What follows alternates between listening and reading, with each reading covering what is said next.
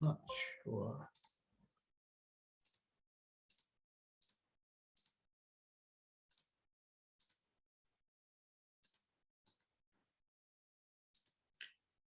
Okay, so actually for the lecture, maybe we have 1, 2, 3, maybe just 2 to 3 slide, 2 to 3 example, and then see the MATLAB code. Use Laplace transform to solve vibration problem. Use Laplace transform to solve vibration problem. Maybe most of the time in our class, we see this equation of motion.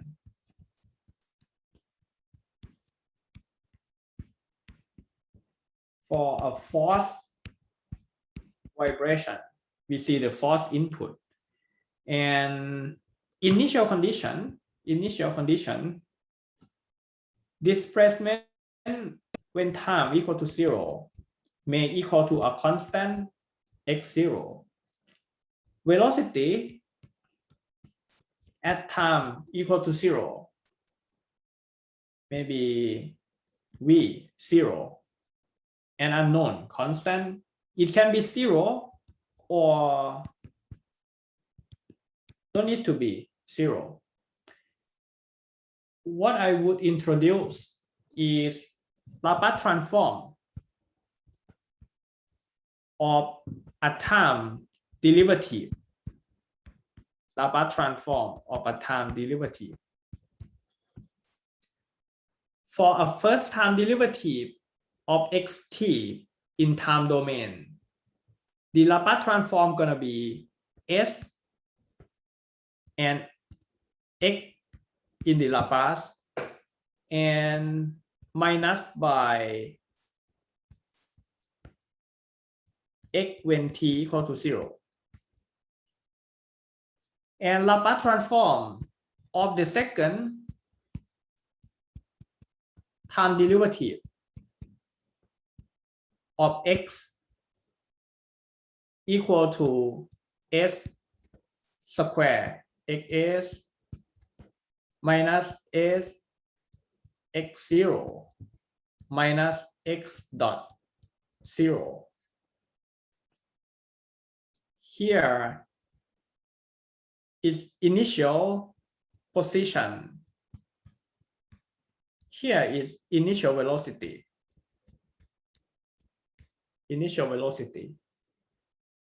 So the Laplace transform of the second time derivative and first time derivative consists of two parts. In the first part, it's gonna be the things that appear in the s variable.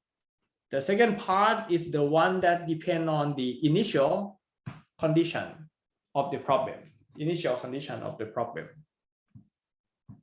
When we apply the Laplace transform on both sides of equation,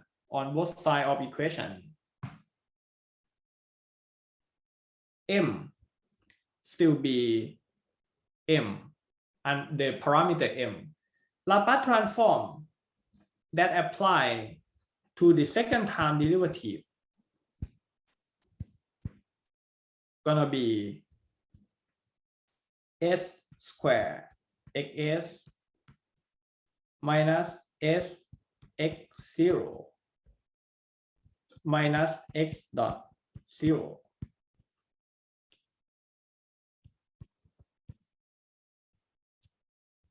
Laplace transform that apply to the first time derivative gonna be s xs minus x0. When we take the Laplace transform to the xt, we just have xs. When we take Laplace transform to the ft or the input force, it's gonna be Oh, sorry. It's gonna be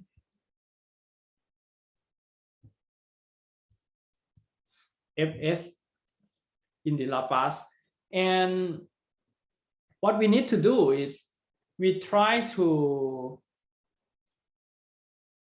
our goal of solving vibration problem, we need to obtain xt. We need to find xt. The idea of using the Laplace is we try to obtain xs first, and then xt can be obtained from the inverse Laplace of the xs.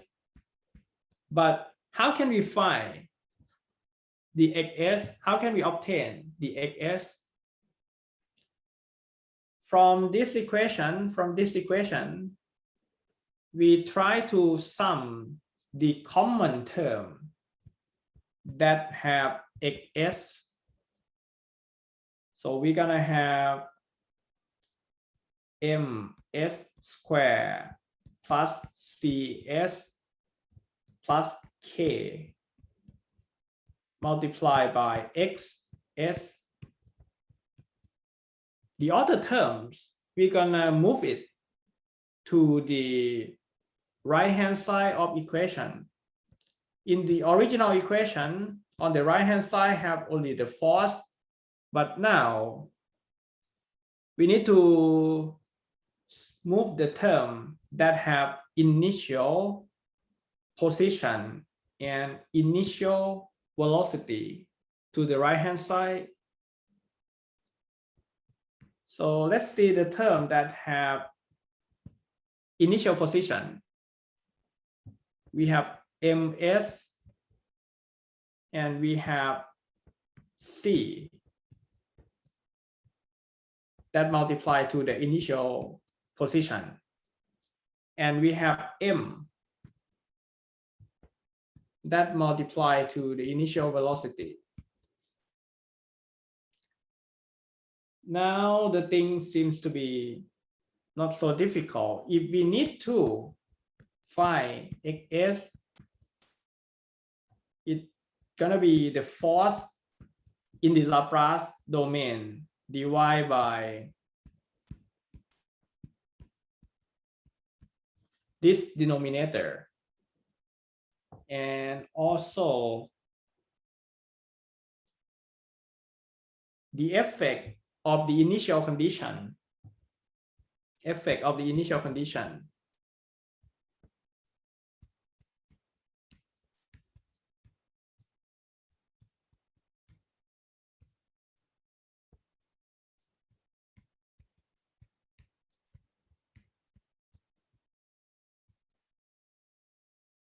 And finally, if we need to find xt, it's gonna be the inverse Laplace of xs.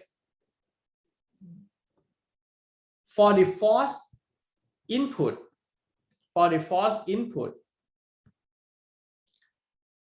if the force input is a delta function, just hit a hammer, Laplace transform of the force input gonna equal to 1. If the force input is a step input, we suddenly increase a force magnitude before the system begin the time 0. We didn't apply the force to the system. At one point of time, we apply a force with the magnitude 1 unit to the system, which means unit step input. If we increase the force with time, increase linearly with time, the force gonna be a ramp input, and the Laplace transform of the force can be obtained like here. If the force is parabolic input, we also have the Laplace transform for the force. If force is a decay function, decrease the magnitude of force with time. We also have the Laplace transform. The most important, if the force is sinusoidal function, we also have the Laplace transform for cosine omega t and for sine omega t. So it's gonna be here. The Laplace transform of the force input. How about the initial condition? Yeah, in our system, we need to know initial condition. It should be a constant initial condition. It can be 0 or non-zero, but it needs to be a constant initial position, constant initial velocity. And by using the Laplace transform pair, we can take the inverse Laplace to transform xs to the xt, which is what we want. But maybe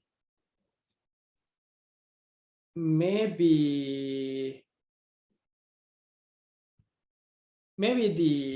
polynomial gonna be in a complex, in a complicated form.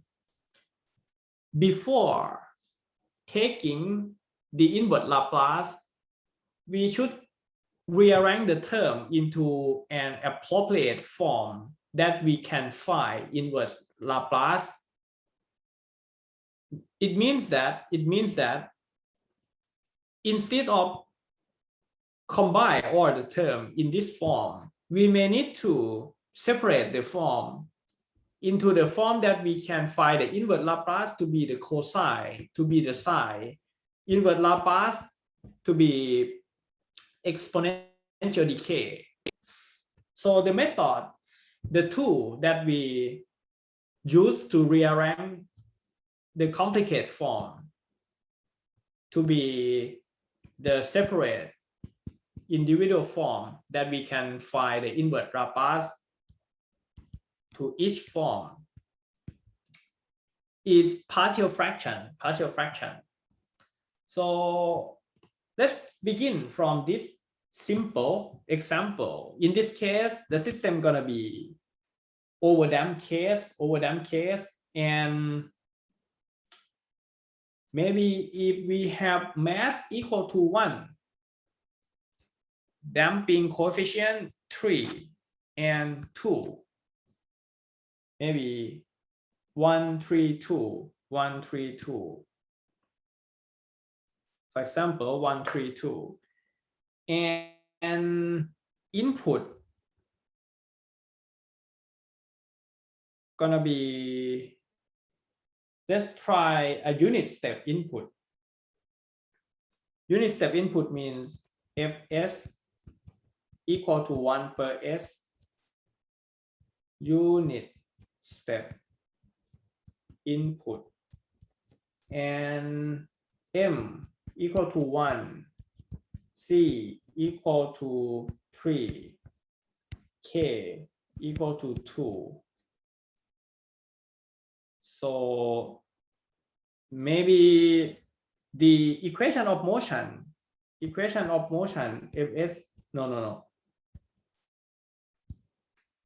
mx dot plus cx dot plus kx equal to ft, right?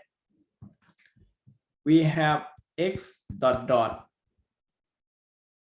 plus plus 3 x dot plus 2x equal to a unit step input. When we use the same technique from here, this line, take the Laplace transform on both sides of the equation. Take Laplace transform on both sides of equation. We're gonna have s squared xs minus s x0 minus x dot 0.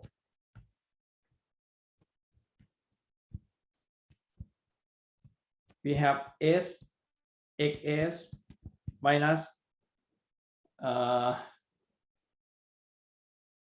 x0, and we have 2 xs equal to the Laplace transform of the force,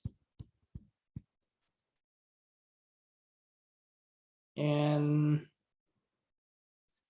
we sum the common term that have xs. We have s squared plus 3s plus 2 xs equal to the force plus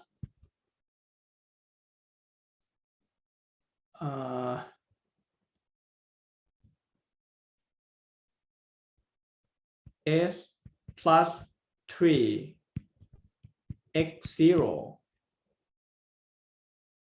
s plus 3 x0, and is that correct? S plus 3 x0 and plus x dot 0. So xs equal to, if the force is unit step, we have 1 per s and 1 per s squared plus 3s plus 2.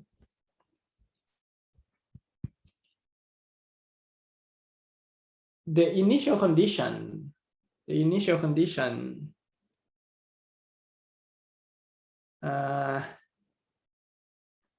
what should be the initial condition? Let's assume we have initial displacement. 1 unit, and we have 0 initial velocity. It means before the vibration begins, we pull the displacement to 1 unit and we hold it. And when the time starts, we release and let it vibrate. So it has 0 initial velocity. That is the physical meaning. So by the mathematical derivation, x dot gonna be 0. x0 is equal to 1, and divide by s squared plus 3s plus 2.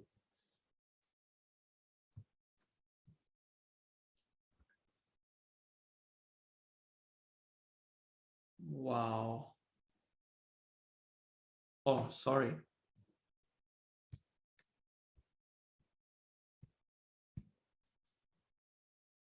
From the idea, I already mentioned that the complication, the challenge of this problem is how can we divide the term from the polynomial here into the form that we can find the inverse Laplace, So for here,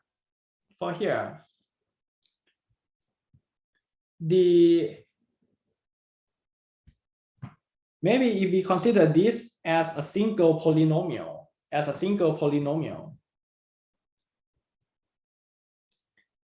if we want to have the same denominator,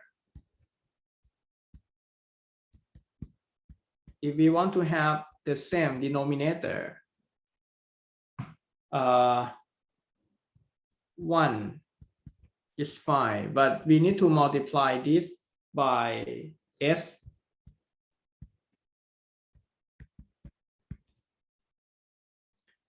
And here gonna be s squared plus 3s plus 1 divided by s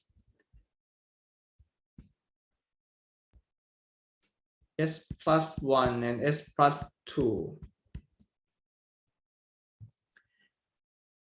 If we need to separate the terms from this, we can use a partial fraction, which means it's going to be separated into a constant divided by s, a constant divided by s plus 1, a constant divided by s plus 2. But we still don't know the a, b, and c. We still don't know the a, b, and c. So when we need to have the same denominator, a need to be multiplied by s plus 1 and then multiplied by s plus 2. A need to multiply by s squared plus 3s plus 2. B need to multiply by s squared plus 2s. And C need to multiply by s squared plus s, and everything divided by s plus 1, s plus 2. And then I will sum the term that have the same power, a plus b plus c s squared 3a plus 2b plus c s, and the last term without the s gonna be 2a. The same denominator. So we should solve equation so that we can know the unknown a, b, c. How can we solve the equation? This coefficient should be equal to 1. A plus b plus c equal to 1, and 3a plus 2b plus c equal to 3, and the last 2a equal to 1. Yeah, it's lucky for us that we know that a equal to 1/2, a equal to 1/2, which means b plus c equal to 1/2 also, and a equal to 1/2, right? So we have 3/2 plus 2b plus c equal to 3, which means 2b plus c equal to 3/2. Yeah, you're gonna spend your time to check the partial fraction idea, but now we have b equal to 1, and we have c equal to minus 1/2. So from here, this one, when we need to separate a, b, c, A is equal to 1 per 2 and 1 per s. B equal to 1.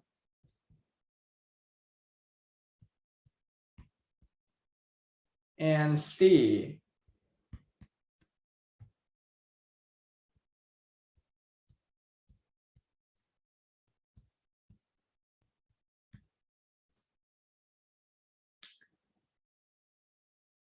here is xs,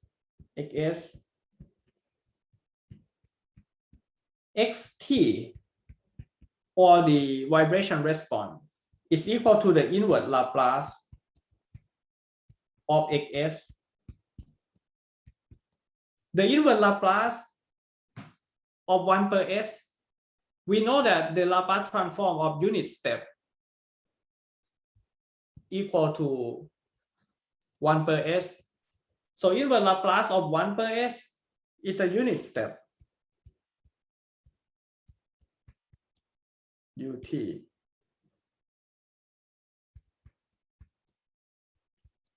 And 1 per s plus something is the exponential decay. Inverse Laplace of 1 per s plus alpha gonna equal to e power minus alpha t. E power minus alpha t. Inverse Laplace of 1 per s plus alpha is e power minus alpha t. E power minus alpha t minus alpha t. In this case, wait a second, I confused.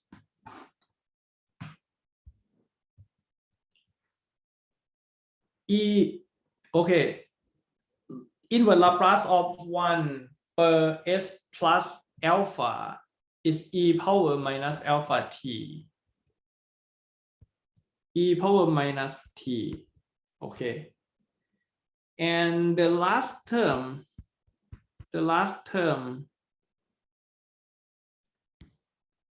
you see, s plus 2.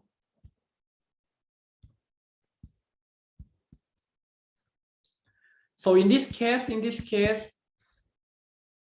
the total response consists of 3 parts. Consists of a step with the magnitude 1 per 2, a step with a magnitude 1 per 2, and it plus with the exponential decay and subtract by another exponential decay with different decay rate,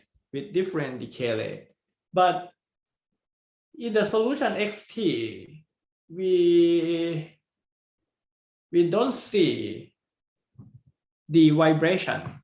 We don't see the sine omega t. We don't see the cosine omega t. We only see the exponential decay. In this case, the parameter here, mck, if you try to solve for the damping ratio,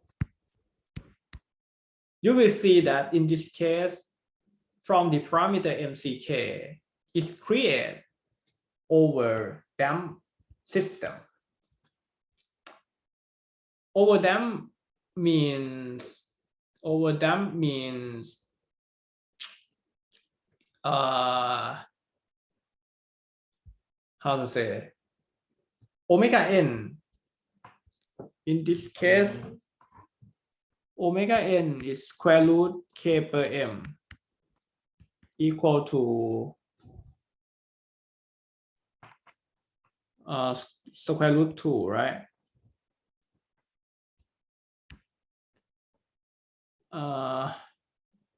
damping ratio C per 2 root km.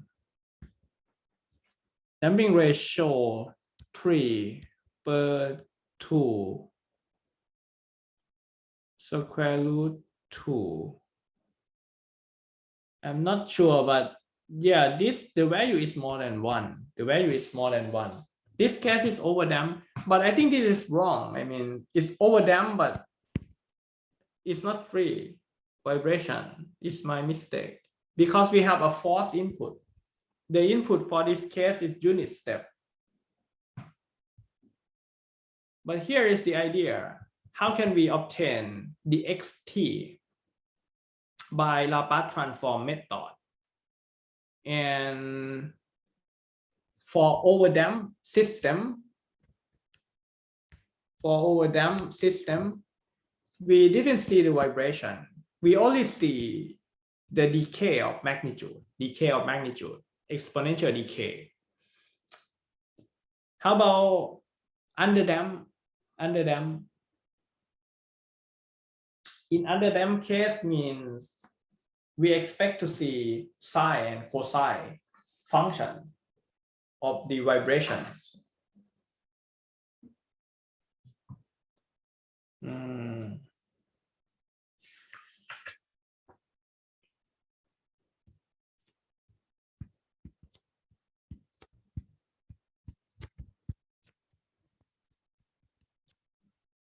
Oh yeah, sorry. Again, we begin from a time domain equation of motion.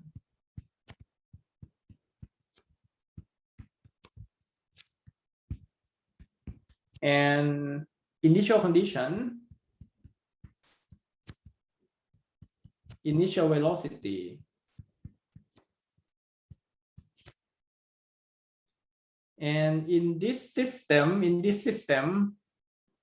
let's assume 0 initial condition, and again we're gonna have step input. We're gonna have a unit step input, and our MCK, everything gonna be 1, 1, 1, which means we have s squared plus cs plus k xs equal to fs, and our xs equal to 1 per s. Again, I'm sorry. MCK equal to 1. We have 1 per s and s square plus s plus 1.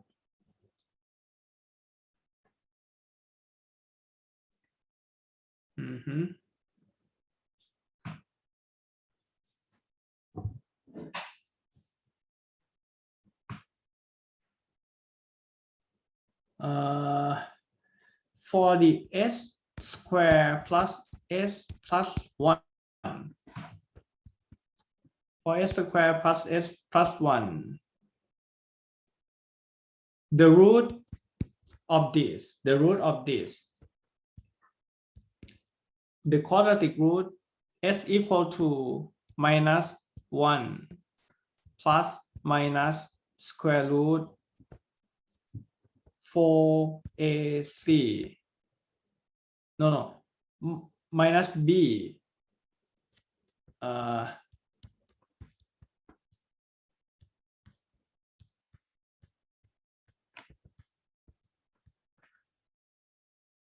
s equal to minus 1 plus minus 1 minus 4ac divided by 2a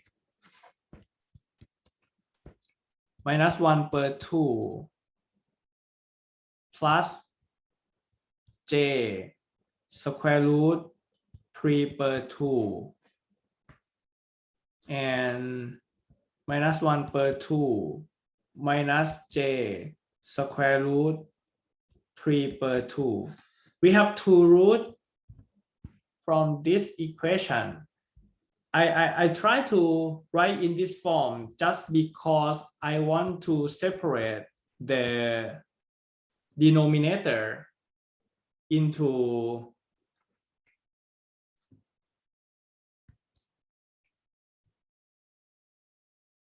I just want to separate this into two terms. The first term gonna be s plus 1 per 2 and minus j square root 3 per 2. Another term gonna be s plus 1 per 2 and plus j square root 3 per 2.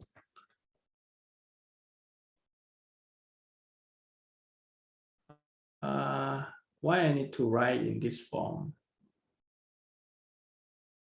Wait a second.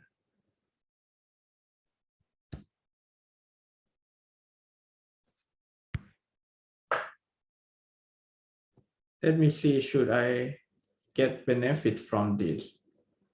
If we don't use this way, if we just continue from the partial fraction technique,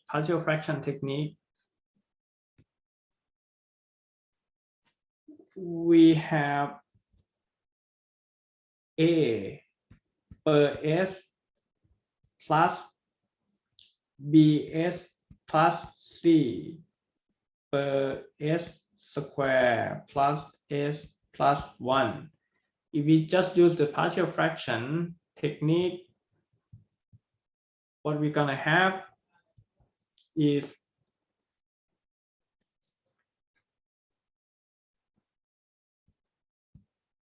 we have as square plus as plus a plus bs square plus cs and everything divided by s square plus s plus 1, and this should equal to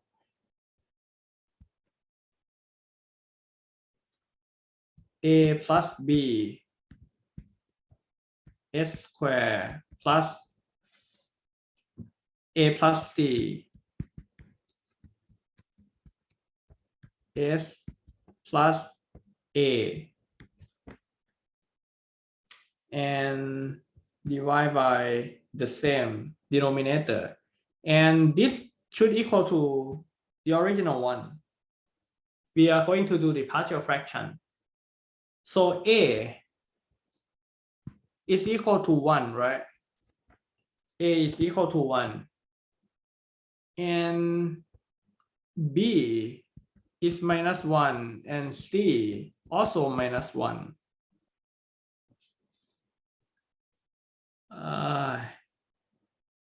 It's not easy. So it seems like we have 1 per s and we have minus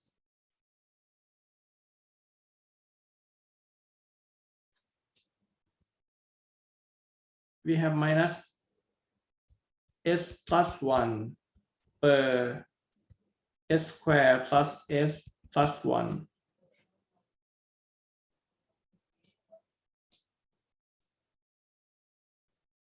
Okay, what you are going to see from now,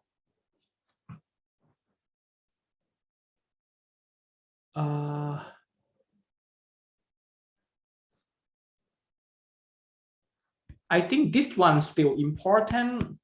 It's helpful in terms of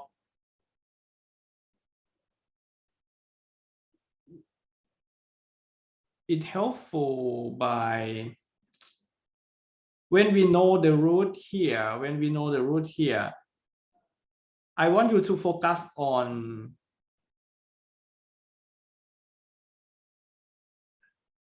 the combination of the root.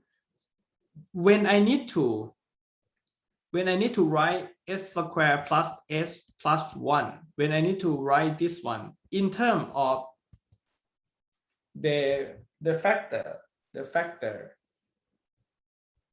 it's gonna be s minus alpha 1 and s minus alpha 2.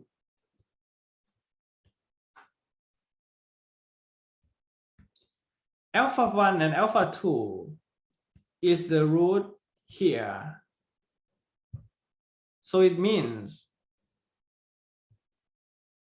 this second order polynomial can be s plus 1 per 2 and minus j square root 3 per 2 multiplied by s plus 1 per 2 and plus j square root 3 per 2. And we can simplify this because these are the complex conjugate. We can consider this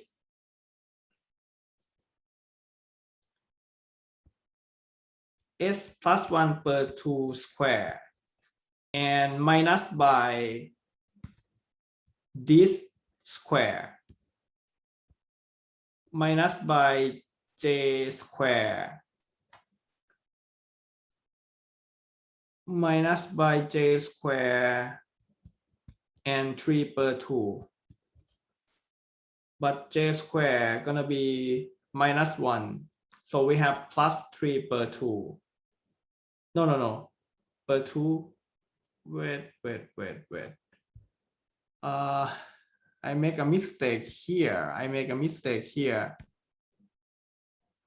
It's a square root 3 per 2. It's a square root 3 per 2. Here, actually, we are not going to use this one, but again, it's square root 3 per 2. But the important one is here, square root 3 per 2. Square root 3 per 2. Square root 3 per 2 square means we have 3 per 4. 3 per 4. So why I say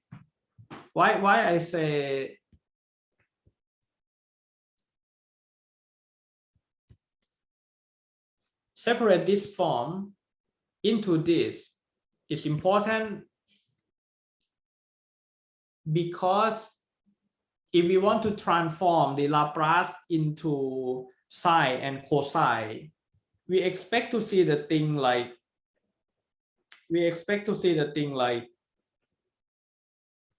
this. S per s square plus omega square, or omega per s square plus omega square. We expect to see this.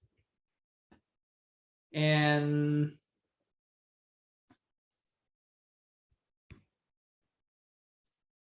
this one, when we separate into the term like this, we're gonna have 1 per s and minus,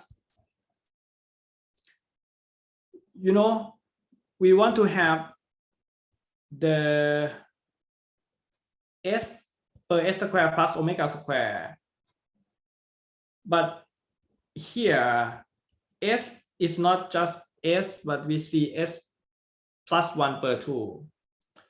We still expect to see s plus 1 per 2 divided by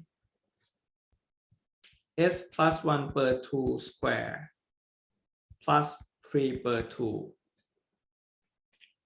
And the denominator are the same, we know, but numerator Now we only minus 1/2, but totally we need to minus by 1. So we still need to minus another 1/2 per the same denominator. The same denominator. Hi, again. 3/4. I'm sorry, 3/4. You get why is 3/4? We have s plus 1/2 square, and we minus by j square root 3/2 square, which means we have s plus 1/2 square and plus 3/4. Okay, and the terms that we're gonna have the cosine now is 5. We have s plus 1/2, and in the denominator we have s plus 1/2 square. But for the numerator, we expect to see the thing like omega divided by s square plus omega square. So how can we now omega square is this one, If we want to have omega, we should multiply by square root 3 there. But the total should remain the same, which means we need to divide this by the square root 3. The inverse Laplace, or the time domain that we want,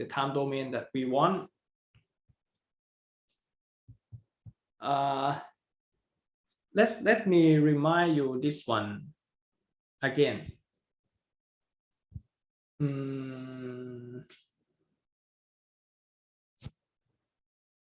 We have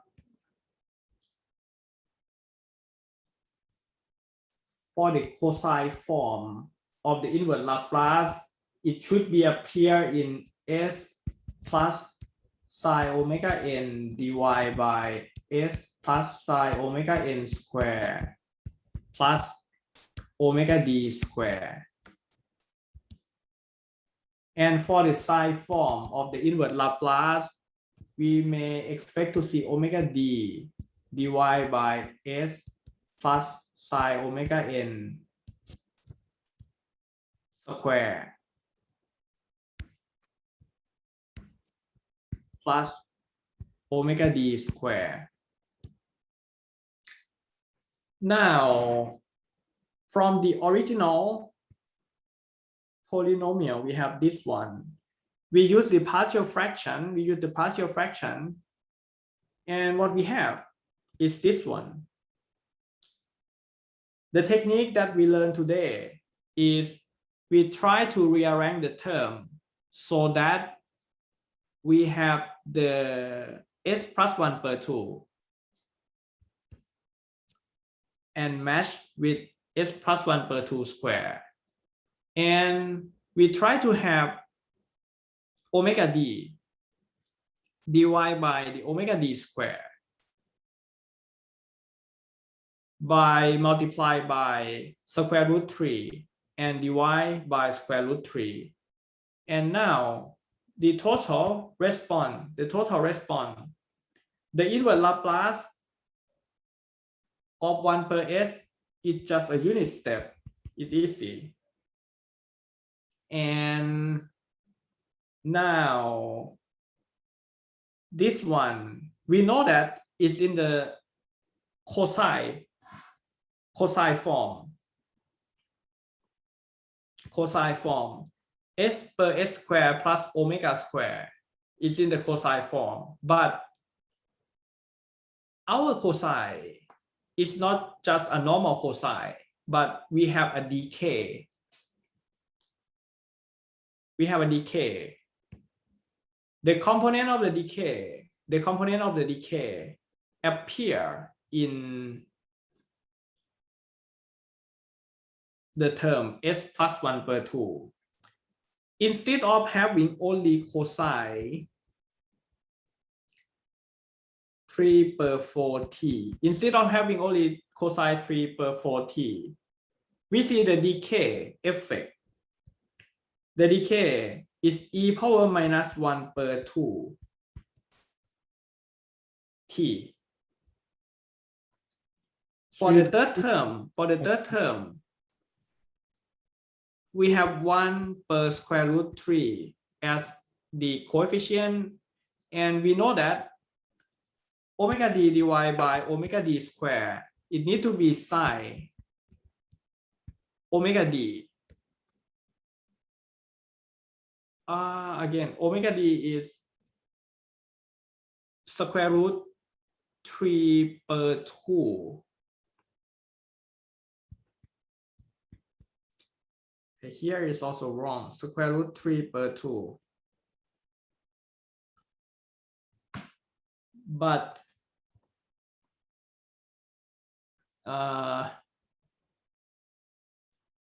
the effect of the decay here, need to be e power minus 1 per 2t. E power minus 1 per 2t.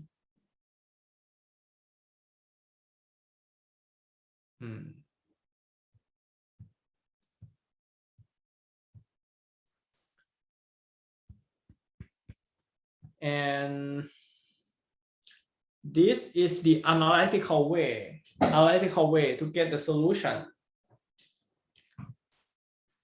I would introduce a MATLAB tool for you to compare the two ways to obtain the solution.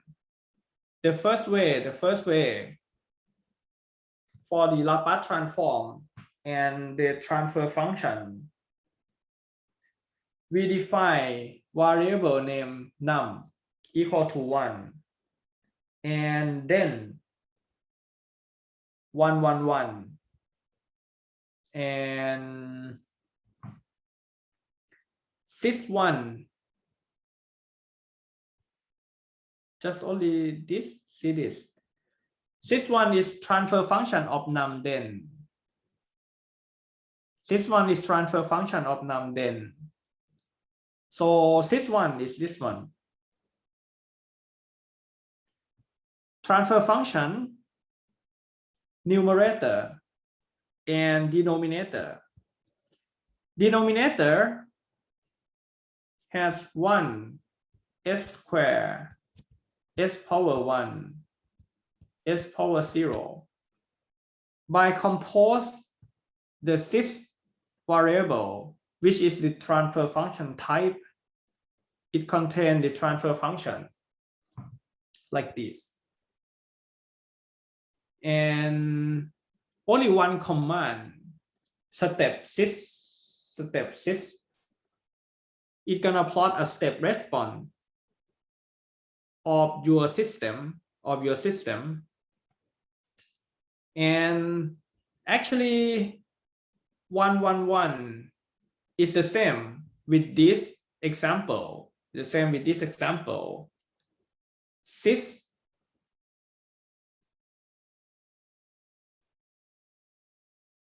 is this one. The transfer function itself is force. Transfer function is displacement divided by force. Transfer function is displacement divided by force.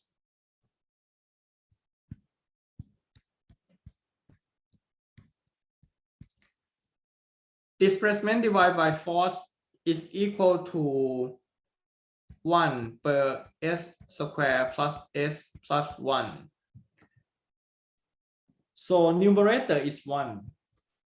Denominator 1 1 1 and 1 1 and 1.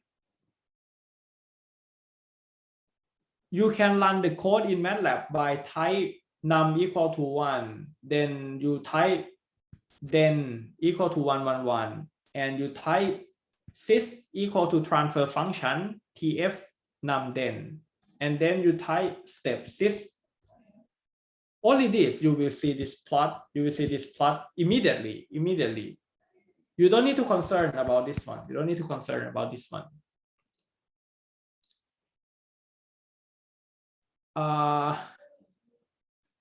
I'm trying to see what is the meaning by then 2 and then 3.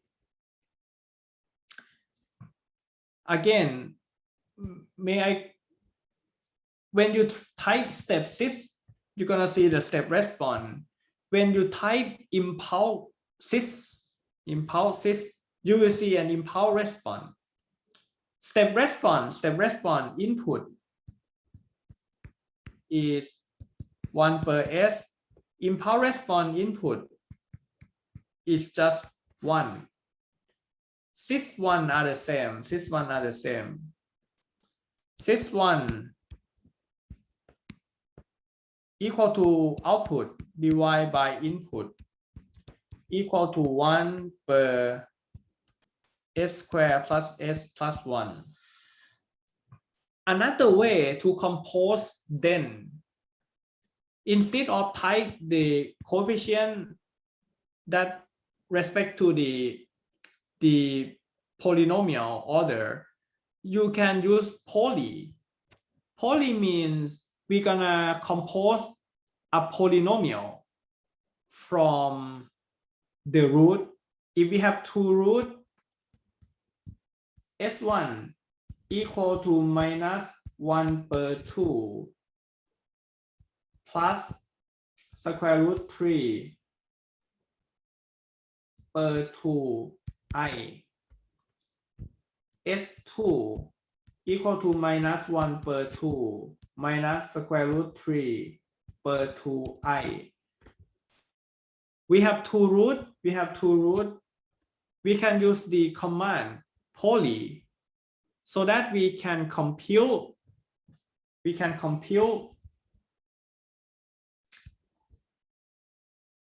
polynomial from the root s1 and s2. We can compute polynomial from the root s1 and s2. Of course, we're gonna have the same result. Because we try to separate this into the form of the root alpha 1, alpha 2. So it means if you use poly command, you also can have the same polynomial s squared plus s plus 1. But instead of use 111, you use the poly command and put the value of the root. For the convolution command,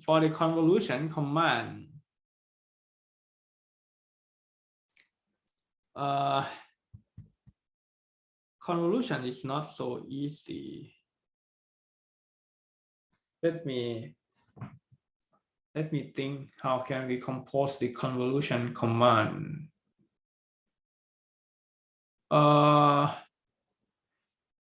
For the poly, the input of the poly is the first root and the second root. But for the convolution command, we can see the first parenthesis and the second one, right? The first parenthesis, the meaning is s plus 1 per 2 minus square root 3 per 2i. And another one is 1. It means s and plus 1 per 2 plus square root 3 per 2i. Another way to compose a polynomial s squared plus s plus 1 is to use convolution, but the convolution need to be consist of two polynomial transfer function that multiply with each other, Each polynomial is written by the first power coefficient and the zero power coefficient, first power coefficient and zero power coefficient, first power and zero power coefficient, minus and plus. But of course, then 3, then 2, when we compose 6, 2 and 6, 3, the numerical value for 6, 2, 6, 3 and 6, 1 are the same. If you don't want to think too much and you enjoy using the first form, just specify the coefficient 1, 1, 1. You can go along with the 6, 1 and use step 6 and impulse 6 to plot the response. Here is an alternative way to use MATLAB, but if you want to go from our original,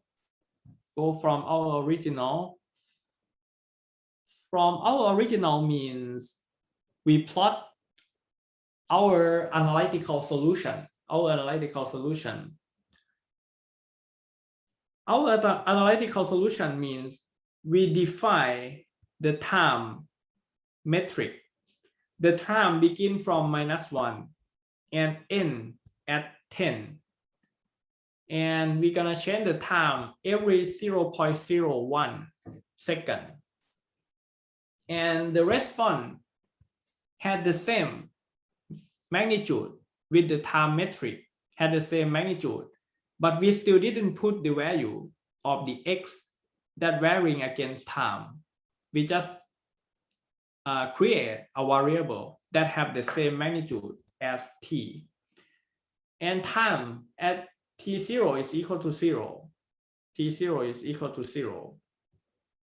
And when we plot, when time is more than t0, we're gonna assign the value of the response x, but else mean when the time is less than t0, the value gonna be 0. This is just because of this step. And how about this? The most important one to plot the response. From our analytical solution, xt is equal to a unit step and subtract by e power minus 0.5 t cosine square root 3 per 2t. You see, time is that point of time t, right? E power minus 1 per 2t cosine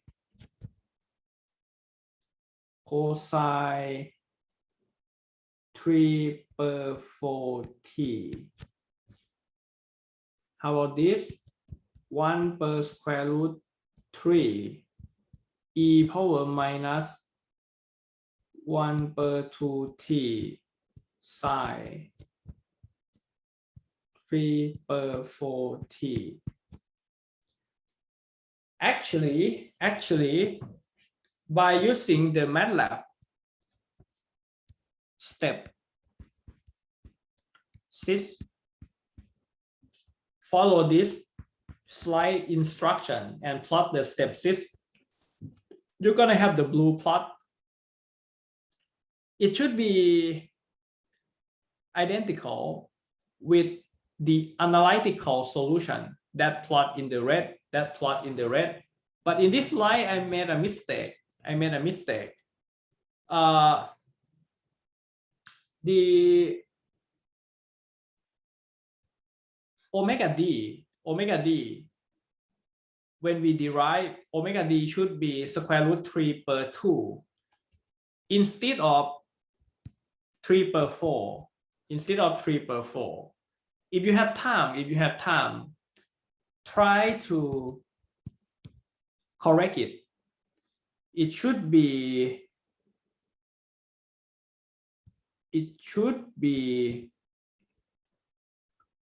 square root 3 per 2. Square root 3 multiplied by time divided by 2. It should be this one instead. And I think the two plots gonna be identical if you use the correct one. The omega d not 3 per 4. It should be the square root 3 per 2.